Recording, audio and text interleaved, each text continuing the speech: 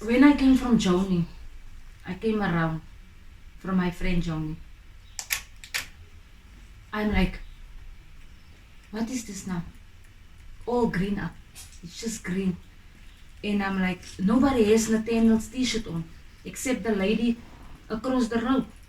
And I did organize few skippers for us as the family, but nobody else. And I'm like, what's going on now?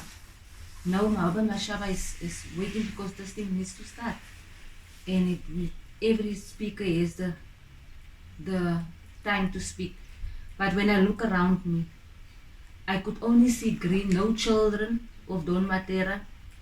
I couldn't see my pastor. All the things that they have said, it's going to happen, you know? And for me, it was a short time. This is the anniversary, it's a 1-year anniversary. A year ago, we've lost Nathaniel. I wanted joy in those children's faces. That's all I wanted. Joy in the same manner. I wanted the singers to sing for Nathaniel. You know, remembrance of Nathaniel. I can't say I did actually remembered Nathaniel that way. And I want to thank Cheris and them because for that day, they made that whole 2 weeks, they made people understand and actually know that Nathaniel is special. On radio. Yes. And so on radio, Cheris and them made sure that the memory of Nathaniel was remembered on radio. Yeah. That's good. And then on the day, you just didn't feel like that was proper. Because what you're used to is when Gayton does something. What would have, let's just go, just put us in the picture. What do you think would have happened if Gayton had to promise you something? Do you think it was going to happen just as he promised?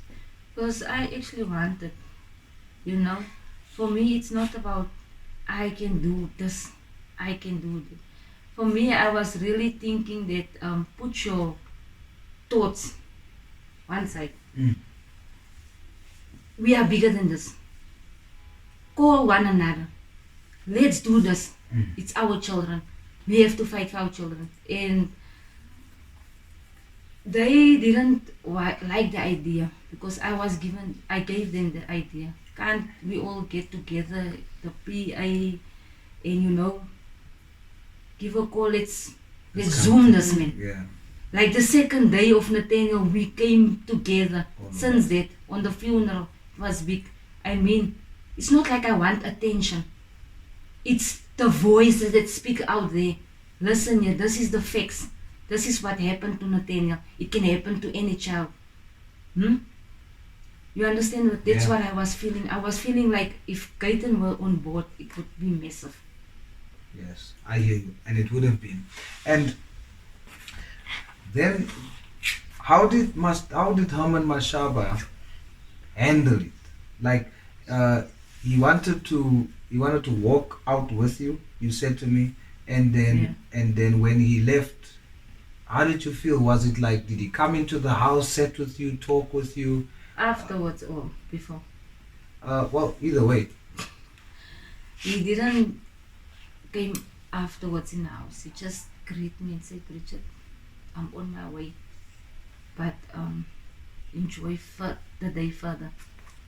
And then he left?